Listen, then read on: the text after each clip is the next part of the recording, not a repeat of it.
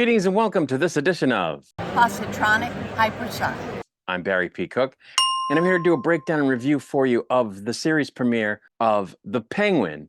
The first episode was called After Hours, and as it starts, it's just after the events of The Batman. And Oswald Cobb, as he's called on this show, retrieved some files incriminating the late Carmine Falcone in some illegal activity from a hidden safe at his now derelict Iceberg Lounge, as Falcone's son, Alberto, the heir to Carmine's criminal enterprise, confronts him before they discuss the state of Gotham's underworld in a conversation that ends with Oswald being mocked by Alberto, whom Cobb impulsively shoots dead right there on the spot. While moving his body, Oswald encounters some kids messing with his car, and after scaring them off by shooting at them, he forcibly recruits one of them to help him with the disposal. Before they dispose of Falcone in the trunk of an old Cadillac in a junkyard, Oz secures himself an alibi for the evening by paying off a prostitute that he knows. Oz then prepares to kill his young assistant so as not to have any loose ends, but the assistant, Vic, successfully begs for his life and is taken under Oz's proverbial wing. After getting some sleep, Oz visits his criminal operation warehouse, but gets called away to go before the head of the family, which is shutting down his operation to reorganize their business despite Oz's protestations. And he's confronted by Sophia Falcone, recently released from Arkham Asylum, who asks him if he's seen her brother, and seems not to believe him when he says he hasn't. She takes him to lunch and further confronts him about Alberto, saying she knows Alberto was going to see Oz at his place, and that Oz's new plan that he unsuccessfully pitched to the family is actually Alberto's, which Oz is able to explain away. Oz and his new assistant Vic take the train to a suburb where Oz picks up a less fancy car of his and goes to visit his mother, whom he says he's taking on a road trip, which she realizes means he did something bad, prompting him to confess to killing Alberto, at which point his mother tells him to forget running and to stay and stake his claim. He then talks with Vic, who's decided he's all in with Oz, and is given Oz's incognito car and told to await further instructions. Oz visits Salvatore Maroni in prison and offers to play double agent between his organization and the family to Salvatore's benefit, but is rebuffed due to having been disloyal to Maroni in the past. But Oz says he'll give him time to think on things before giving Maroni back a ring he'd lost to Falcone Sr. years ago, which he, of course, retrieved from Alberto Falcone, who inherited it from his father, who I guess originally took it from Maroni, thereby signaling his new gravitas. Before he can make his next move, though, he's kidnapped by Sophia, who was told by one of the kids who tried to steal Oz's car but got away about what happened outside Oz's club the night before. And when Oz says the kid is lying, Sophia kills him in cold blood while torturing Oz to get the truth out of him. But the whole situation is interrupted by the car holding Alberto's body slamming into the family compound with a brick on the pedal after Victor apparently set it up under Oz's instructions. And it seems Oz has framed Maroni for Alberto's murder. As the episode ends, Victor and Oz enjoy some slushies and make a plan to move on with Oz's plan to replace his newly defunct operation with the next big illicit thing.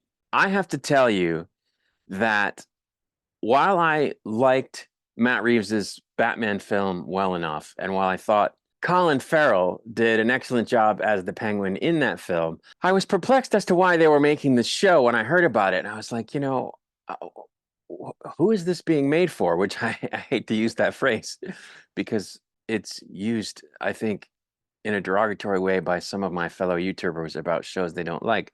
But that was my thought because, every time they do something like this, a show based in a superhero world without the superhero, you have to go, why? But, it worked in the case of Smallville because while you never got to see Superman during the show until the last few seconds of the final episode, you did have Clark Kent using his powers, and he had supervillains, and there were even superhero friends in it. And then, with Gotham, you didn't have Batman because Batman was still a kid. He was still a young Bruce Wayne, but you did have the supervillains. And so it was like, okay, let's see, how things worked in Gotham before Batman existed. And it worked. The last couple seasons weren't as good as the first few, but it worked because it was lore heavy. And in both of those cases, the deal was Superman wasn't Superman yet and Batman wasn't Batman yet, right? But in this, it takes place after the events of the Batman, and Batman exists. So like I was thinking, how are they going to keep him out of the show? It's not like it's going to be a 20 episode season like TV used to be. It's going to be 7 or 8 or 9 episodes, whatever it is. So it won't be super difficult, I guess, as it would be if it were a really long season. But Batman exists. How are they going to have a show about the criminal underworld in Gotham, but Batman's not going to be in it? Like, it doesn't make sense. And even if it made sense, why would you make that show? Like, I don't understand why they did it. But upon watching it, I have to say, boy, was I wrong to think that it couldn't be good because it was excellent. It was just so well done. And I'm a bit of a Philistine. I never watched The Sopranos, but I have watched similar shows. I loved Ray Donovan, for example. And this show is right up there with Ray Donovan for sure. It just was such a great opening volley for this series. And, some of that builds on what was established in the Batman about the Gotham underworld, but this show is totally its own thing. And Colin Farrell was just amazing in the part once again. I don't know how he does it because, he's under heavy prosthetics, heavy makeup, and he has to do this voice the whole time, which is not only an American accent, which of course he's not American, but he's got to do this rasp thing the whole time, which, I suppose every actor that's played Batman since 1988 has kind of done. But like, I don't know how an actor does that. At least Batman got to be Bruce Wayne half the time. Colin Farrell is doing this voice the whole time. It's wow. So I think, you could say his performance was a tour de force in this episode. And I think he's going to end up getting nominated for a bunch of awards. He's just fantastic. And I think what makes it interesting is that, Penguin isn't the Penguin yet, right? He's not the supervillain yet. He's not super powerful yet. He's got a certain amount of weight that he can throw around, but he's still like a low level crime boss.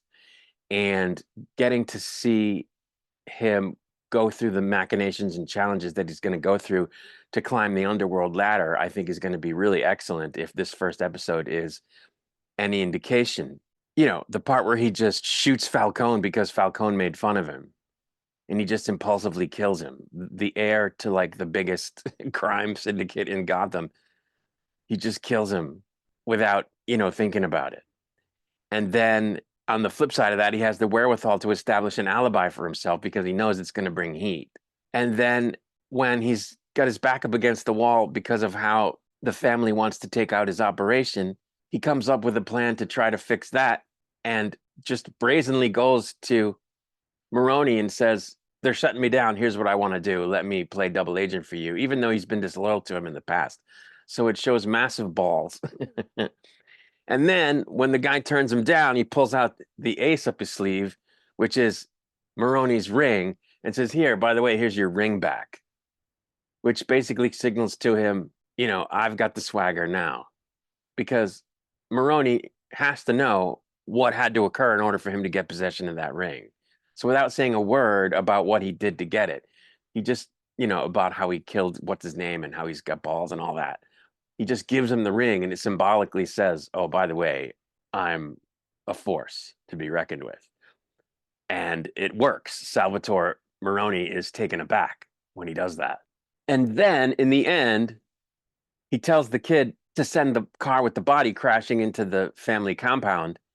And on the trunk on the inside, he wrote payback to make it look like Maroni's guys killed Alberto to sort of avenge things that have been done to Maroni in the past, including the taking of the ring, because clearly the body is missing the finger that had the ring on it. So, that was also an awesome move. And he explains it to Vic by saying, because, I thought, oh my God, like, why did he do that? He's trying to get in with Maroni. He just framed Maroni for killing this kid. And Maroni knows that Oz is the one who did it because he's got the ring. And so he's going to know that Oz framed him. And I thought, that's a crazy move.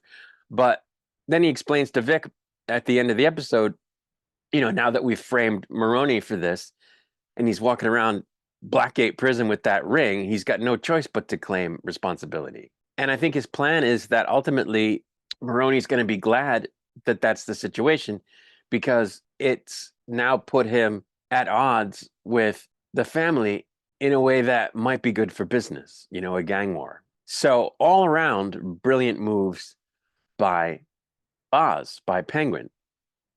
So just really great crime drama. And I'm really looking forward to where they go with it. I really, really am. The only drawback I think is the kid that plays Vic isn't that good of an actor, but hopefully he'll improve as the episodes go on. But I don't have a single critique other than that. I was enthralled the whole time I was watching it, and I think it was excellent. A 10 out of 10, really, even with the kid not acting so good. And I can't wait for next week's episode. I'm going to get out of here for now. I will be back to do a breakdown and review of the second episode once it's released. Until I return, I wish you peace and long life.